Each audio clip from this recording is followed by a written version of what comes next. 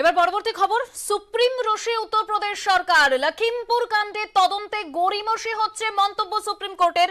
অভিযুক্তদের বয়ান রেকর্ড হয়নি পর্যবেক্ষণ সুপ্রিম কোর্টের। এই বিষয়ে বিস্তারিত রাজীবের থেকে আমি তথ্যটা জেনে নেব। রাজীব, দেখো, লখিমপুর কাণ্ডে উত্তরপ্রদেশ সরকার বেশ চাপে এবং সর্বোচ্চ আদালতে যখন সেই মামলার শুনানি চলছে তখন বারংবার, এর আগেও আমরা দেখেছি যে আদালতে উত্তরপ্রদেশ সরকার বহিষ্কৃত হয়েছে। আজকেও যখন এই ঘটনার এই মামলার শুনানি শুরু হয় তখন প্রধান বিচারপতি এন.ভি. রমন এবং তার সঙ্গে আরো দুই বিচারপতি কার্যত রাজ্য সরকারকে তুলনা করে।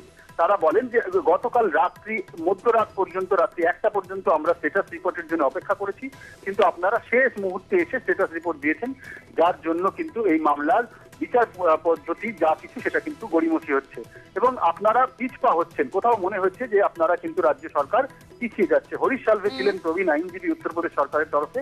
কতজনকে গ্রেপ্তার করা হয়েছে, কতজন জেল হেফাজতে রয়েছেন এবং কতজনকে জিজ্ঞাসাবাদ করা হয়েছে, পীড়িতদের বয়ান রেকর্ড করা হয়েছে কিনা, একাধিক প্রশ্নে জর্জরিত হয়েছে উত্তরপ্রদেশ সরকার এবং তারা শেষমেশ কিন্তু শুনানির জন্য পরবর্তী দিন আর্জি করেছিল, যে ঘটনায় কিন্তু সুপ্রিম কোর্ট রীতিমতো তীব্র অসন্তোষ প্রকাশ করেছে এবং মামলার পরবর্তী শুনানি হবে 26শে অক্টোবর।